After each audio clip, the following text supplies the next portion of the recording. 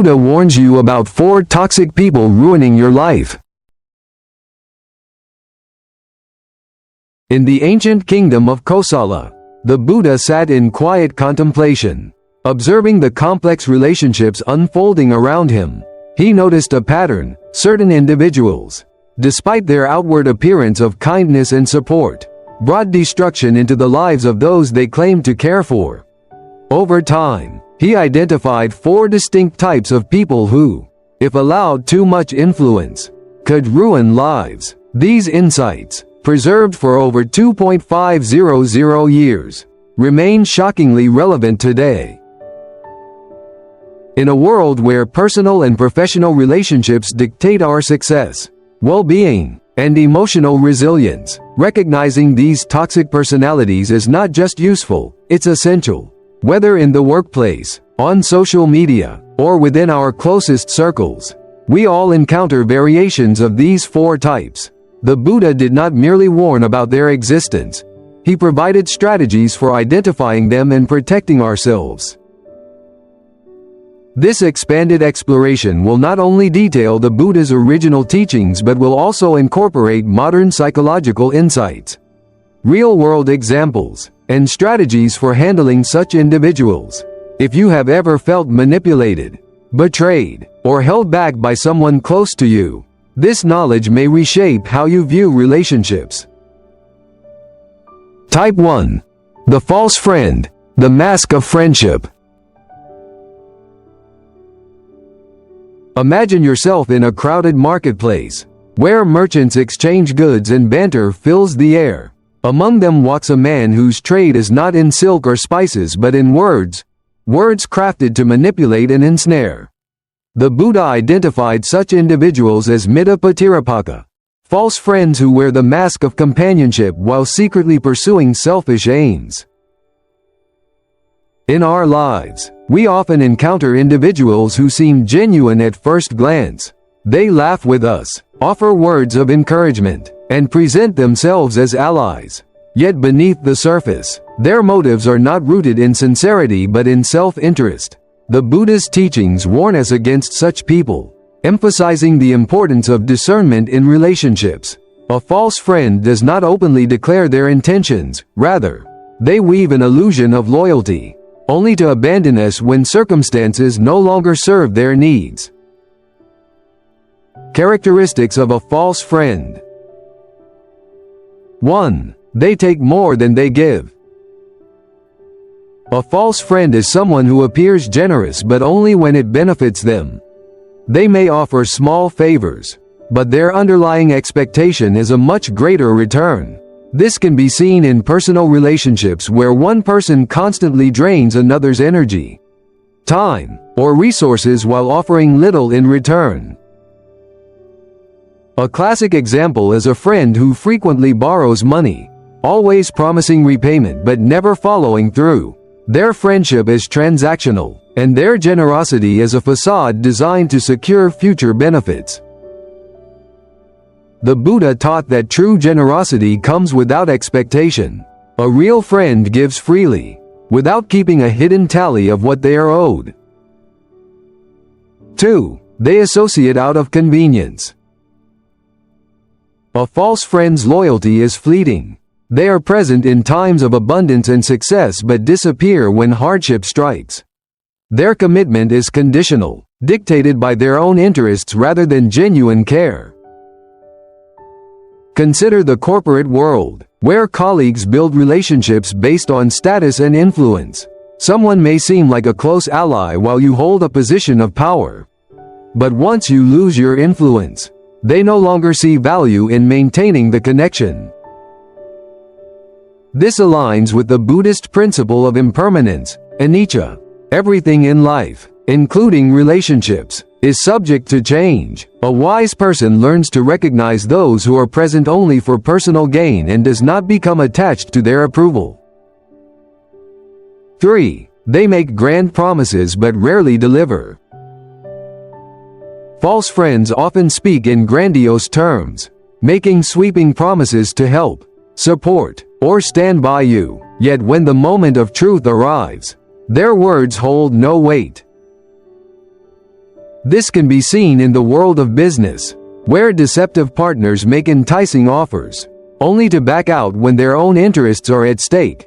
Likewise, in politics, leaders often promise sweeping reforms to gain trust but fail to act once they are in power. In Buddhist thought, words are powerful, but they must be backed by integrity. The Dhammapada states, "A man is not noble because he harms living beings. He is noble because he is harmless towards all living beings."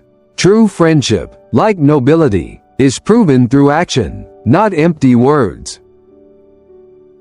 4. They create isolation. One of the most insidious traits of a false friend is their tendency to separate you from true supporters. They subtly discourage your relationships with others, ensuring that you rely solely on them. This control can take many forms, spreading doubt, planting seeds of mistrust, or fostering dependency. This is commonly seen in toxic relationships, where a controlling partner seeks to limit outside influences.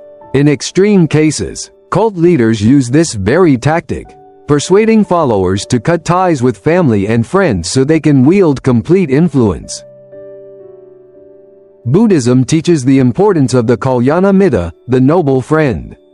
A true friend encourages growth, connection, and enlightenment. They do not limit your world but expand it, guiding you toward wisdom and compassion.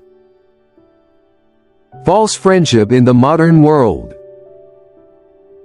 False friends are not limited to personal relationships.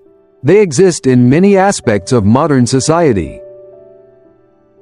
Social media influencers and scammers. Many self-proclaimed mentors on social media lure people with promises of wealth and success but ultimately exploit them for financial gain.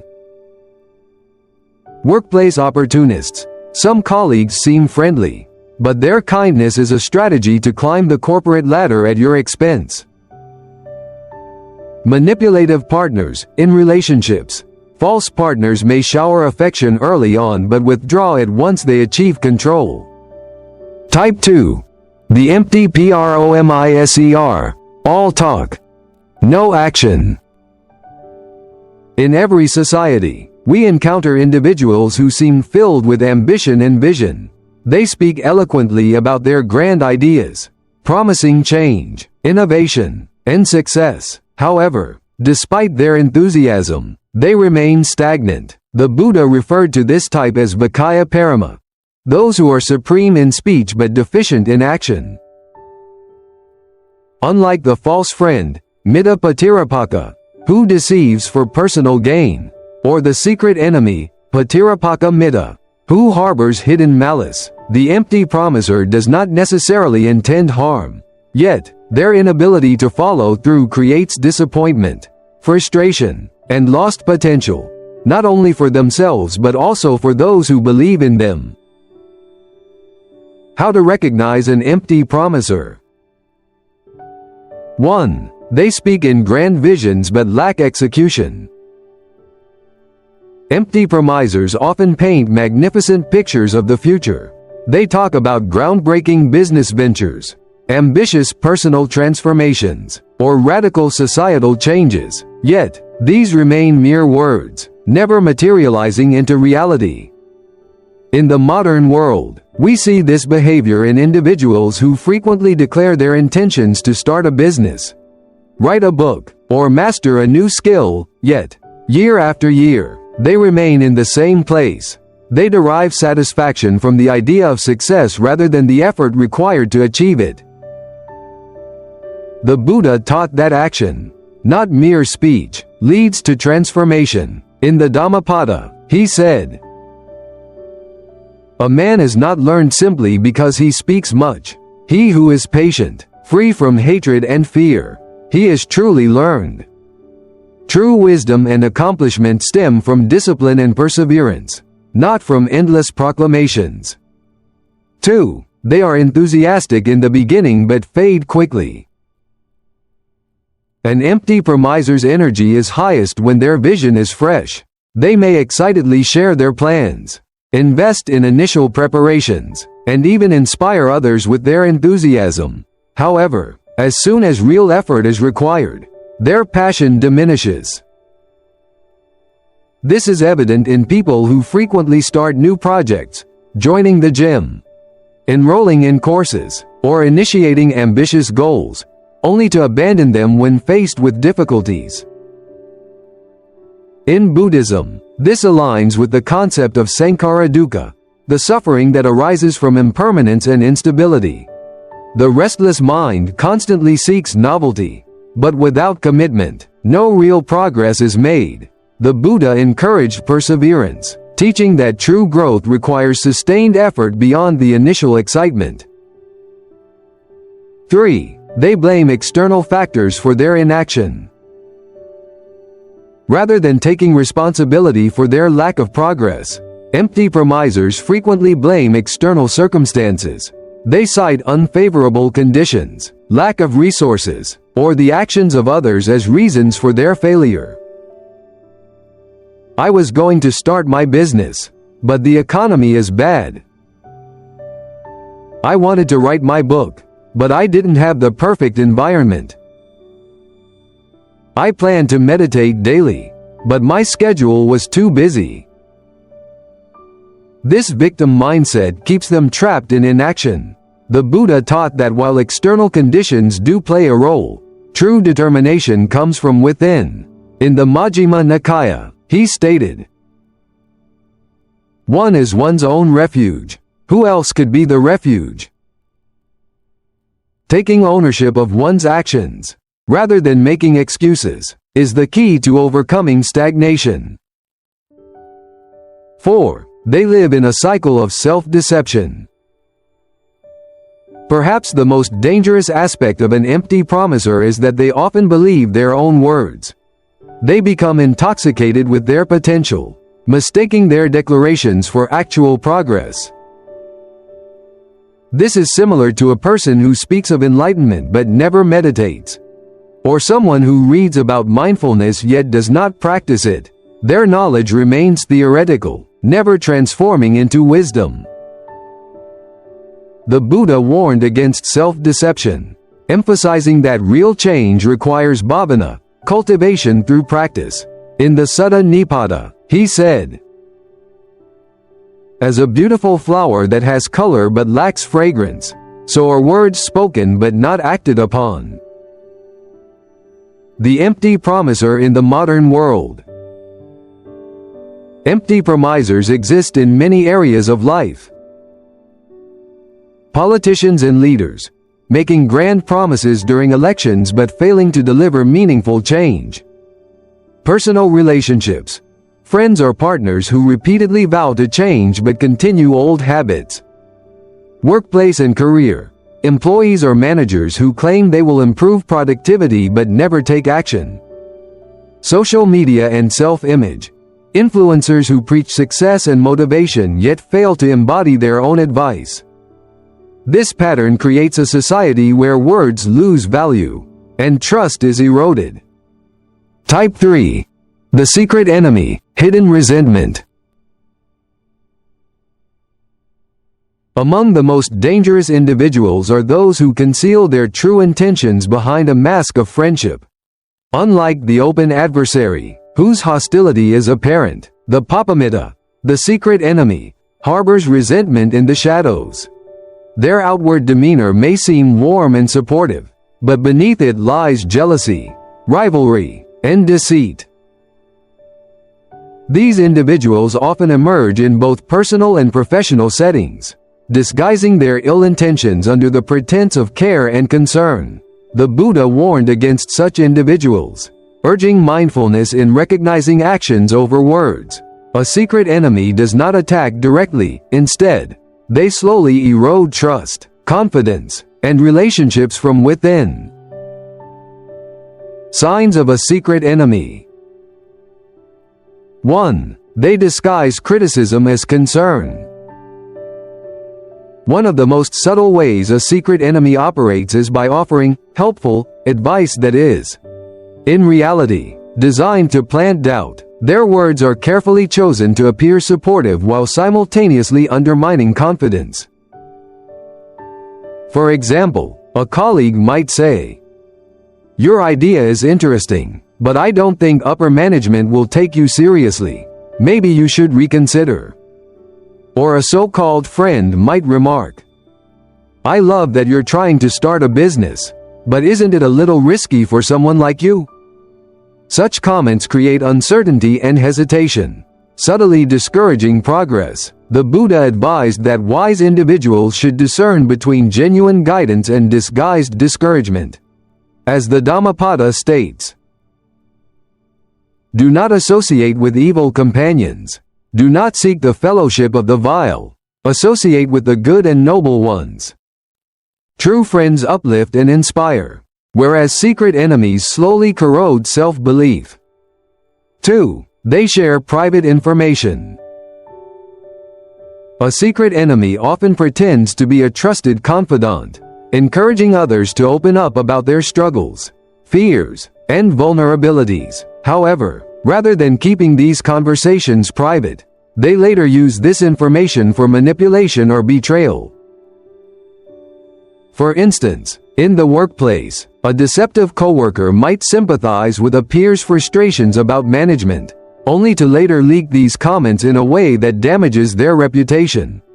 Similarly, in social settings, someone might share a personal struggle with a friend, only to find out that their secrets have become gossip. Buddhism teaches the principle of right speech, samma vacca, emphasizing truthfulness and ethical communication. The Sigalovada Sutta warns that a friend who betrays trust is no friend at all, stating that one should guard their words carefully and only confide in those proven to be loyal over time. 3. They take pleasure in your failures. A secret enemy does not openly wish for another's downfall, but their actions reveal their true sentiments. They offer public sympathy when someone faces difficulties, yet privately, they feel satisfaction in seeing others struggle. This is evident in people who appear outwardly supportive but subtly rejoice when their peers fail an exam, lose a promotion, or experience personal hardships. They may even say, "I'm so sorry to hear about your loss. If there's anything I can do." Yet internally, they feel relieved that their own status remains secure. In Buddhism, this mentality is tied to the kilesas, mental defilements such as envy, issa, and ill will, vyapada. The Buddha taught that those who harbor jealousy suffer more than those they resent. True joy comes not from others' misfortunes but from cultivating mudita, sympathetic joy, the ability to genuinely celebrate another's success. 4. They manipulate social circles. A secret enemy thrives on division. Rather than confronting others directly, they create rifts through subtle manipulation, planting seeds of doubt, distorting words, and spreading half-truths. For example, they may tell one friend, "I heard she was talking about you behind your back. I don't know if it's true, but be careful." Or in a professional setting, they might imply to a superior, "I think he's struggling with his workload. Maybe he's not as reliable as we thought." This method of silent sabotage damages relationships without exposing the manipulator's role. The Buddha recognized the dangers of such behavior, warning against pisunavaka, divisive speech, which sows discord among people. The Dhammapada states, "Speak only when your words are more beautiful than silence. A true friend does not divide but unites." The secret enemy in the modern world. Secret enemies exist in all aspects of life. At work, a colleague who pretends to be an ally but subtly undermines career advancement. In friendships, someone who appears supportive but secretly envies success and spreads negativity. In family, relatives who act kind in public but harbor hidden jealousy, causing conflicts. Online, social media acquaintances who publicly praise others but privately criticize or compete. Type 4. The enabler, kindness that kills. Among the most deceptive forms of harm is the kindness that weakens rather than strengthens. The upayasahaya, or enabler, does not act with malice. They truly believe they are helping, yet their actions facilitate stagnation, dependency, and self-destruction, unlike the false friend, Mita Patirapaka, who manipulates for personal gain, or the secret enemy, Papamita, who harbors resentment. The enabler is driven by misplaced compassion. Their presence is often found in families, friendships, and workplaces. Out of love, fear, or avoidance, they shield others from discomfort, but in doing so, they prevent growth. The Buddha taught that real kindness is not about making life easier but about helping others cultivate wisdom, discipline, and resilience. How to spot an enabler. 1. They justify poor decisions. Enablers often excuse harmful behaviors rather than confronting them. They rationalize bad habits, providing reasons why change is not necessary or possible. A friend reassures an alcoholic, saying, "You've had a stressful day, you deserve a drink." A parent defends an irresponsible child, saying, "They're just young, they'll grow out of it." A partner tolerates toxic behavior, saying, "They didn't mean it, they're just under a lot of pressure." This misguided support encourages self-destructive cycles rather than breaking them. The Buddha emphasized right view, samadhi, seeing reality clearly and not being blinded by attachment or fear. True care does not excuse harmful actions but gently guides others towards self-awareness and responsibility. 2. They prioritize comfort over growth. Enablers shield their loved ones from struggle, believing they are offering protection. However, avoiding hardship also means avoiding transformation. A parent constantly rescues their child from failure, ensuring they never face consequences. A mentor gives excessive praise but avoids constructive criticism, fearing it will hurt the student's confidence. A leader refuses to challenge employees, preferring harmony over necessary improvement. Buddhism teaches that discomfort is often the path to wisdom. The Buddha himself abandoned luxury to seek enlightenment through hardship. He warned against upadana, clinging to comfort and avoiding challenges. Growth requires struggle, just as a seed must break open to become a tree. 3. They avoid conflict at all costs. One of the key traits of an enabler is their fear of confrontation. They dislike upsetting others, even when truth is necessary. A spouse overlooks their partner's destructive habits to maintain peace. A friend watches another make harmful choices but says nothing to avoid awkwardness. A teacher sees a student failing but hesitates to offer correction, afraid of discouraging them. Yet, in the Dhammapada, the Buddha stated, "Better is a single word of truth, which calms the mind, than 1,000 empty words." True compassion requires the courage to speak difficult truths. Loving kindness, metta, does not mean avoiding discomfort but offering guidance that leads to real well-being. 4. They encourage a victim mentality. Rather than fostering strength, enablers reinforce helplessness. They sympathize with struggles but do not empower others to overcome them. A friend constantly validates another's failures without encouraging change. A parent tells their child, "The world is unfair. There's nothing you can do." A leader blames external circumstances rather than helping their team take control. Buddhism teaches karma, the principle of cause and effect. While external factors exist, we are responsible for our own actions and choices.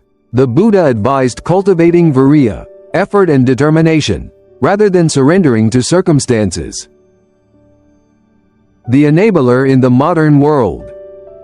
Enabling behavior is common in many aspects of life. Parenting, Overprotective parents prevent children from becoming independent. Relationships. Partners tolerate harmful behaviors instead of encouraging growth. Friendships. Friends reinforce bad habits instead of guiding each other wisely. Workplaces. Leaders avoid necessary challenges to maintain temporary peace. How to protect yourself from these 4 types. The Buddha did not share these insights to create fear but to cultivate wisdom. Recognizing these behaviors is the first step, but taking action is just as crucial. Without mindful awareness, we may unknowingly allow harmful influences to drain our energy, hinder our growth, and cloud our judgment. To navigate relationships wisely, we must adopt a balanced approach, one that is neither naive nor overly suspicious but rooted in clarity and discernment. 1. Observe patterns, not promises. Words can be deceptive, but actions reveal the truth. Instead of placing trust in grand declarations, observe how people behave over time. A false friend may speak of loyalty but disappear when hardship arises. A secret enemy may offer kind words while subtly undermining you. An enabler may constantly justify their actions but never challenge you to improve. By focusing on consistent behavior rather than momentary gestures, you safeguard yourself from illusion. The Buddha taught, "A fool is known by their actions, just as a tree is known by its fruit." 2. Cultivate discernment, not paranoia. The purpose of recognizing these harmful traits is not to fear others but to develop wisdom in relationships. A life of constant suspicion leads to isolation, whereas discernment allows us to distinguish between genuine and false connections. Observe with mindfulness, recognizing who uplifts your spirit and who drains your energy. The Buddha emphasized kalyana noble friendship, as essential for spiritual growth. He advised, associate with the wise, for they will guide you like the moon follows its path through the stars. 3. Prioritize growth over comfort. True relationships are not built on empty flattery or blind agreement but on honesty and challenge. A real friend will tell you what you need to hear, not just what you want to hear. Growth often comes through discomfort, whether it be constructive criticism, difficult lessons, or the courage to walk away from toxic influences. The Buddha encouraged self-reliance, stating, "Do not seek refuge in others. Find strength in your own wisdom and effort. Choose companions who inspire you to be better, even when it is uncomfortable." By practicing mindfulness, discernment, and self-awareness, we create a life surrounded by authenticity, wisdom, and meaningful connections. Conclusion: the power of choosing wisely. In the Mangala Sutta, the Buddha taught that choosing good company is one of life's greatest blessings. The people we surround ourselves with influence our thoughts, actions, and ultimately, our destiny. True friendships are not merely about comfort or familiarity. They are about growth, wisdom, and shared purpose. Take a moment to reflect on the relationships in your life. Do they inspire self-improvement, or do they subtly hold you back? Do they encourage wisdom, or do they breed confusion and negativity? The Buddha often reminded his disciples that companionship is not neutral. It either elevates or diminishes one's spiritual and personal progress. If the company you keep does not lead you toward wisdom, compassion, and truth, where exactly is it leading you? Making wise choices in relationships is not just about external success but about inner transformation. Surround yourself with those who challenge you to grow, who speak truth with kindness, and who encourage you to walk the path of wisdom. In doing so, you do not just shape your future, you shape the very essence of who you are.